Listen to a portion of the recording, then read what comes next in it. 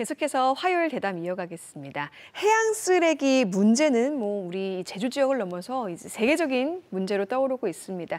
특히 어업 활동이 활발한 제주도에선 어선에서 버려지는 쓰레기 문제가 상상을 초월하고 있다고 하는데요. 최근 이 문제를 해결하기 위해 어선 폐기물 처리 관련 조례가 추진 중입니다. 오늘 이와 관련해서 어선에서 발생하는 쓰레기의 심각성과 실효성 있는 대응 방안은 무엇인지 이야기 나눠보겠습니다. 제주 환경운동연합의 김정도 정책국장 나왔습니다. 안녕하세요. 안녕하세요. 네, 최근 어선 발생 생활 쓰레기 처리 지원 조례가 추진 중이라고요. 이 조례가 전국에서 최초라고 해요. 그만큼 이제 제주도에서 버려지는 어선에서 버려지는 쓰레기가 많다는 걸 방증하는 이야기인 것 같아요. 전국적으로 보더라도 어선에서 버려지는 쓰레기는 많고요. 네. 통계로 보더라도 거의 절반 정도가 사실상 어업계에서 나온다라고 얘기가 됩니다. 네. 제주도로 국한해서 보게 되면 국가해안 쓰레기 모니터링이 진행되어 온 제주시 구자읍 김영리 덩계해안 자료 보게 되면 67% 정도가 어업계로 분류가 되고 있고요. 예. 특히 밧줄이 많이 발견되고 있는데요. 이 밧줄은 통상 그물 등에 어구를 걸어두는 용도로 사용이 됩니다. 그물은 또 특성상 가라앉는 특징이 있기 때문에 해안으로는 잘 발견이 안 되거든요. 대신에 이제 어쨌든 밧줄이 많이 발견된다. 그러면 바다 안에 침적되어 있는 그물 쓰레기가 굉장히 많을 것이다. 라는 것을 보여주는 거로 보여지고요. 또 어구뿐만 아니라 생활 쓰레기도 굉장히 많이 어선에서 버려진다라고 얘기가 되고 있는데요. 왜냐하면 어쨌든 마실 물과 먹을 것을 가져가야 어업 활동이 가능하기 때문입니다. 그래서 통상 페트병 같은 경우에 싣고 간 것은 한 50% 정도, 그리고 캔유 같은 경우에는 70에서 80%까지 버려진다라고 알려져 있고요.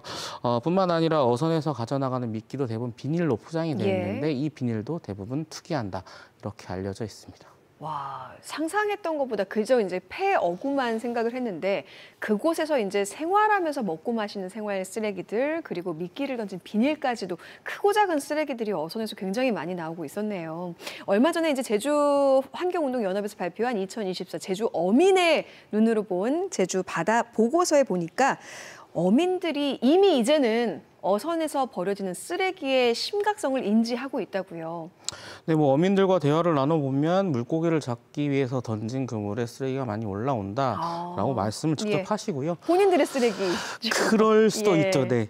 면접 조사를 한 어떤 어선주 같은 경우에 한 30년 전에 어선어업을 시작했는데 한 10년 정도 지나니까 내가 버린 쓰레기가 그물에 올라오더라. 그렇죠. 네. 그런 말씀하시면서 반성할 지점이 많다라는 자성의 목소리도 내어주시기도 했는데요. 특히 면접 조사 과정에서 특이했던 것은 이제 어민들이 공통적으로 지적한 문제가 이 비닐 포장 문제였다는 겁니다. 미끼를 포장하는 비닐을 말을 하는 건데요. 어선이 바다에 나가게 되면 물고기를 유인하기 위해서 이 미끼를 가져가야 되는데 이 미끼가 대부분 다 비닐 포장으로 되어 있습니다. 바다에 침적된 어구도 많지만 이 비닐 같은 경우에 바다 안으로 가라앉는다라고 얘기를 하거든요. 그래서 비닐 포장이 바다 밑에 엄청나게 많을 거다라는 얘기를 하셨고요. 어민들 스스로 해양 쓰레기 문제가 자신에게 좀 비롯되고 있다라는 걸 확실히 알고 있는 부분들이 있기 때문에 이에 대해서는 아무래도 어민들도 많이 좀 문제의식을 갖고 있지 않나라는 생각하고 있습니다. 네, 이렇게 상상을 초월할 만큼 어마어마한 양의 쓰레기가 바다에 버려지면 바다 생태계에 미치는 영향도 굉장히 클 것 같아요.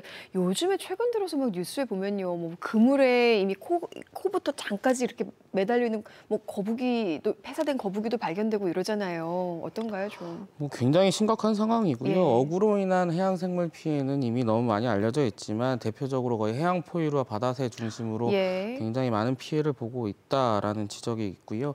그리고 이 또 통발이나 이런 어떤 그물 등에 의해서 유령어업이 발생하면서 굉장히 큰 문제를 일으키고 있다라는 것도 역시 너무나 잘 알려져 있습니다.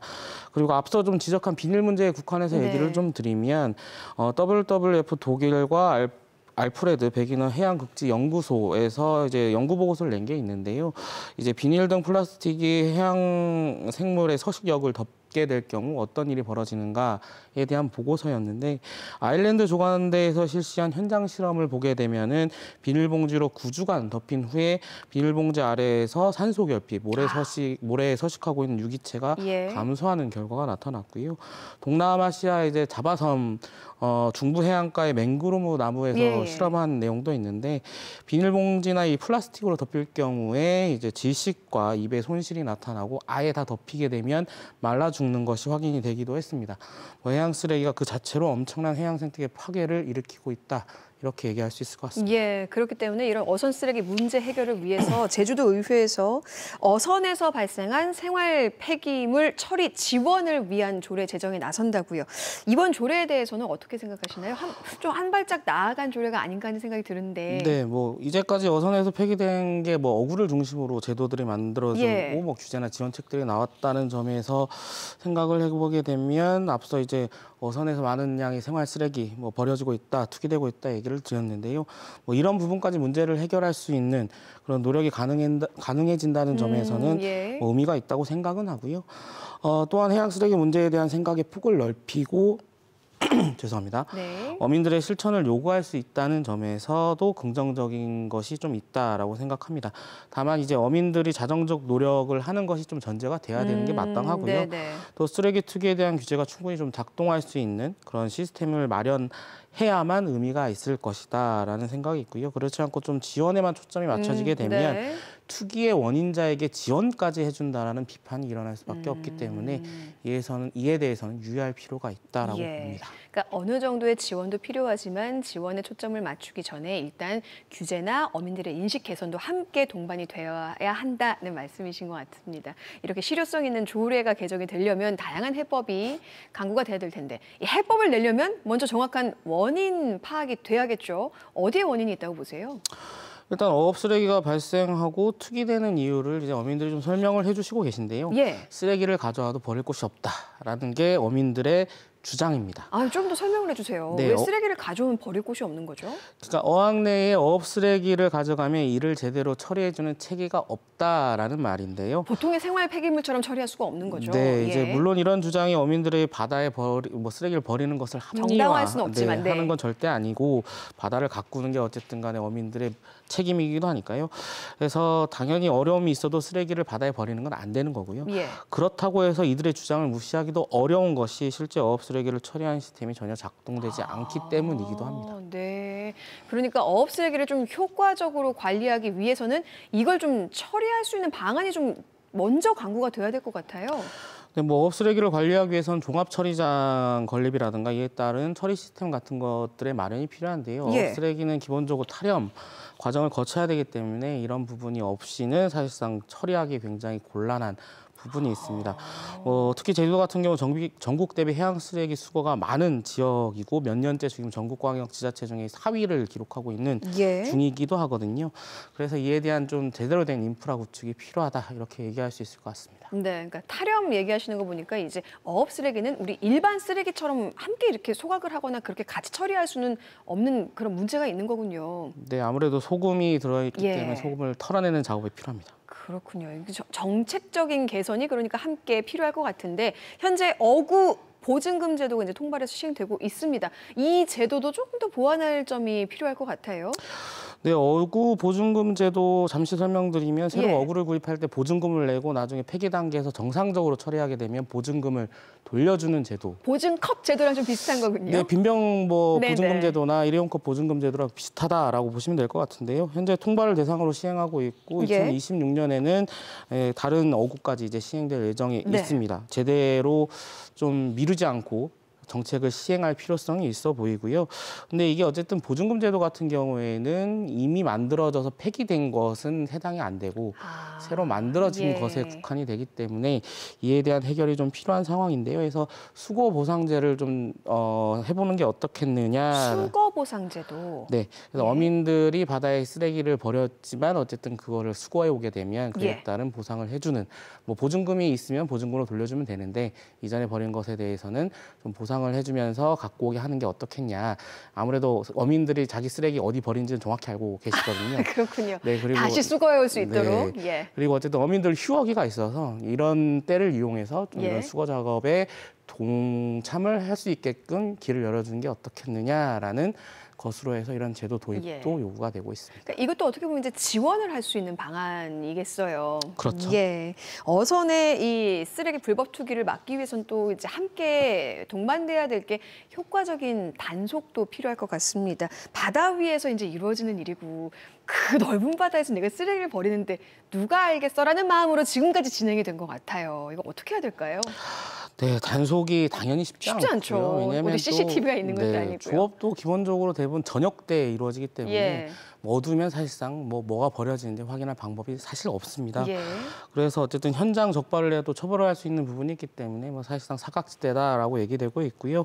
그래서 좀 다른 차원에서 접근할 필요가 있어 보이는데요. 현재 원양 어선에 적용되고 있는 전자 모니터링 제도가 이제 연근의 어선까지 확대를 하려고 노력을 하고 있는 상황입니다. 네. 이 전자 모니터링이라는 게 선박 내부에 카메라를 설치를 해서 이제 조업상 등을 확인하면서 불법업을 하지 못하도록 하기 위한 CCTV를 제도. 배에 설치하는 그렇죠. 네. 제도인데 이게 예. 부수적으로 효과가 발생하는 게 어쨌든 쓰레기 버리는 것도 걸릴 수 있거든요.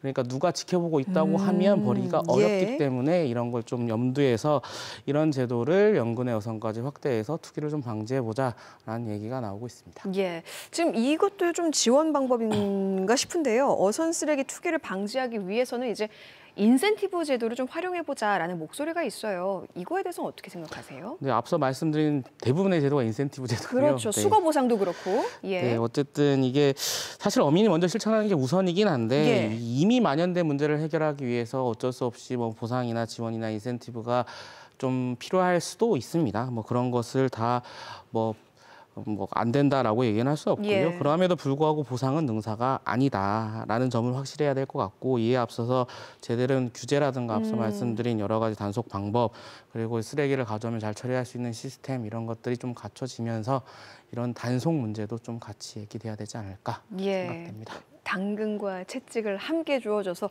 어떻게 보면 좀 이제 어민들이 스스로 이 문제에 대해서 제대로 인식을 하고 고쳐나가려는 좀 그런 노력이 필요할 것 같습니다. 그렇기 때문에 바로 중요한 게 홍보와 교육이잖아요. 당연히 홍보 교육 중요하고요. 그래야 인식 수준이 높아지기 때문에 중요한데 그렇긴 하지만 사실 이번 면접 조사를 좀 거치면서 들었던 생각은 어민분들이 되게 잘 알고 계시는구나.